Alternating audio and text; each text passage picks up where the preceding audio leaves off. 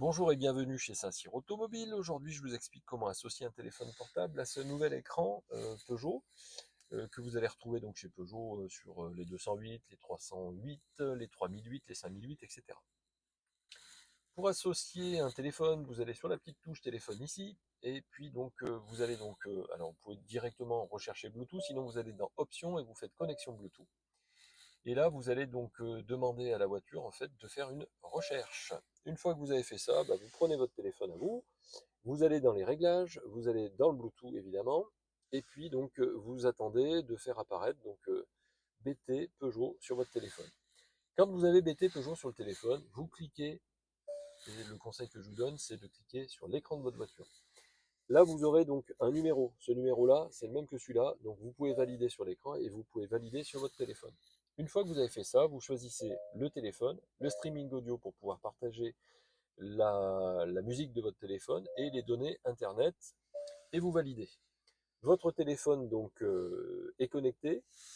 Là, la connexion est en cours. Il va se connecter dans 2 secondes. Ah, ça marche pas, mais ça va relancer et donc ça va se connecter donc à votre téléphone. Voilà, donc connecté. Vous voyez, il ne faut pas désespérer. Une fois que vous êtes connecté, vous allez recevoir une petite notification sur votre téléphone qui vous dira est-ce que vous voulez partager vos contacts. Bien sûr, vous dites oui.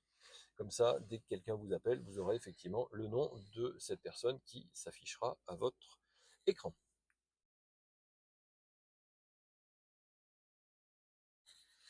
Lorsque vous avez donc paramétré votre téléphone, vous avez donc votre téléphone avec le pavé numérique qui vous permet de téléphoner. Vous avez vos contacts, si vous avez donc réinitialisé, enfin accepté le partage donc de vos contacts. Vous aurez donc les options ici avec les différents réglages de votre téléphone. Vous pourrez suspendre les appels entrants, c'est-à-dire que quand vous roulez, au moins personne ne peut vous appeler, comme ça vous n'êtes pas interrompu. Vous avez la boîte vocale ici, vous allez pouvoir saisir le numéro de votre messagerie, si et seulement si vous avez acheté un téléphone prépayé. Si vous avez un abonnement standard, il n'y a pas besoin de le mettre.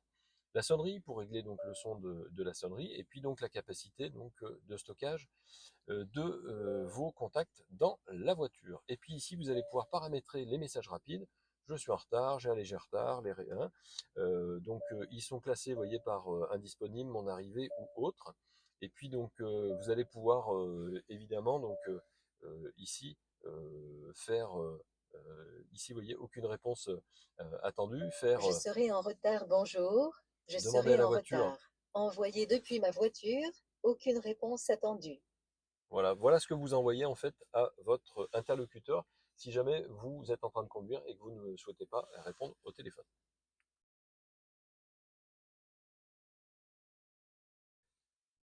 Maintenant, si vous souhaitez déconnecter donc votre téléphone portable, vous allez dans le téléphone, vous allez dans Options, connexion Bluetooth, et là vous avez une petite corbeille, vous cliquez sur le téléphone que vous souhaitez supprimer, vous validez et votre téléphone est supprimé de la voiture.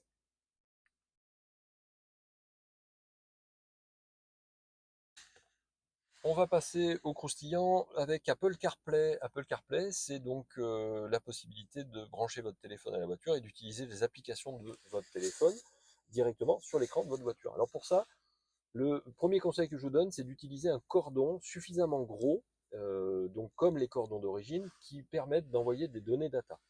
Si vous avez un cordon qui fait simplement la moitié de celui-là en grandeur, en grosseur, c'est qu'il est là pour permettre au téléphone de se recharger, mais pas de communiquer correctement avec votre voiture. Donc souvent, quand vous avez un Apple CarPlay qui ne fonctionne pas dans votre voiture, changez le cordon, c'est la première chose qu'il faut faire. Bon.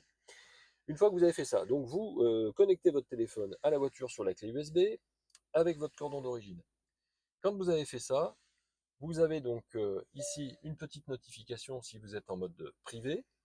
Vous autorisez donc sur votre téléphone toujours la fonction qui permet de connecter votre téléphone même si l'écran de votre téléphone est verrouillé et vous voyez apparaître donc Apple CarPlay à l'écran. Sur Apple CarPlay, vous avez donc soit la fonction widget, soit la fonction ici avec les applications pour utiliser Waze, Spotify. Alors tout ça, Spotify par exemple, lorsque vous démarrez Spotify, des fois ça marche pas. Ça marche pas parce que sur votre téléphone, il n'est pas en route. Donc connectez-le déjà sur votre téléphone, ouvrez l'application sur votre téléphone et ça fonctionnera tout seul. Si jamais vous voulez utiliser d'e-Siri sans être obligé de le dire, vous laissez le doigt appuyé ici et vous avez donc le modèle d'e-Siri qui s'affiche à votre écran.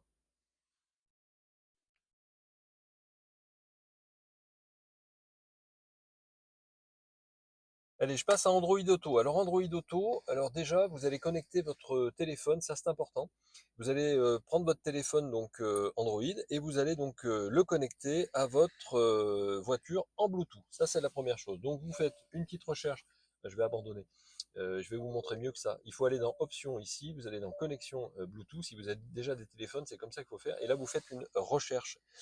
Sur votre téléphone portable, vous allez faire la même chose. Vous allez donc ouvrir votre Bluetooth et vous allez donc faire la recherche donc de votre téléphone. Là, lorsque vous voyez apparaître votre téléphone, vous cliquez dessus. Sur votre téléphone, vous allez recevoir une petite notification. C'est fait. Vous cliquez sur Associer, vous dites oui ici, et votre téléphone va se connecter en Bluetooth, en streaming et en données mobiles. Ça, c'est très important de le faire pour pouvoir profiter ensuite de l'Android Auto. Donc pour Android Auto, maintenant que vous avez fait ça, le plus important, c'est utiliser un cordon. Alors, ça peut être un cordon d'origine, c'est le mieux. Si vous avez perdu le cordon d'origine, rachetez un cordon qui soit suffisamment gros pour envoyer des données data. S'il n'est pas gros, il va connecter votre téléphone, enfin, il va recharger votre téléphone, pardon, mais il ne va pas connecter Android Auto. Parce que si vous n'avez pas un cordon suffisamment gros, les données data vont pas passer. Quand même, c'est lourd parce qu'on on propose en fait de passer bien sûr de la musique, ça c'est facile, de passer du son, c'est facile, mais il y a des onglets, il y a des images, il y a des icônes, il y a aussi des cover flow, tout simplement quand vous écoutez de la musique, vous aurez donc votre bibliothèque qui va s'afficher. Donc ça prend effectivement beaucoup de données. Alors, donc vous branchez votre téléphone à la voiture sur la prise USB. Et lorsque vous avez fait ça, vous cliquez sur OK. Et sur votre téléphone, voilà, vous recevez une notification. Accepter après déverrouillage, ça c'est important. Donc vous déverrouillez donc votre téléphone et vous avez autorisé le partage de données. Et là, vous pourrez bénéficier effectivement d'Android Auto. Android Auto, vous avez donc ici une petite touche qui vous permet de voir toutes les applications qui sont compatibles avec Android Auto. Si vous êtes là-dessus, vous avez des widgets avec votre radio en cours, vous avez votre GPS, et puis après, bah, vous avez bien sûr les paramètres. Hein. Vous allez pouvoir donc afficher, suggérer les messages, etc. Vous faites donc les réglages qui vous correspondent le mieux. Et si vous appuyez là-dessus, vous avez OK Google qui se met en route tout seul sans être obligé de le dire comme je viens de le faire. Donc voilà tout simplement pour Android Auto. Voilà, j'espère que cette vidéo vous aura été utile. Nous restons bien sûr à votre disposition. Si vous avez des questions, moi j'y réponds toutes les semaines. Nous avons beaucoup de commentaires, donc des fois ça prend quelques jours, donc soyez patients. Et puis parfois, j'ai pas la réponse, effectivement, donc je fais des recherches pour essayer de vous aider au maximum. Donc n'hésitez pas, effectivement, si on peut vous aider, on le fera avec grand plaisir. Vous l'aurez compris, c'est pas notre métier de base en fait, hein, de faire ces vidéos-là.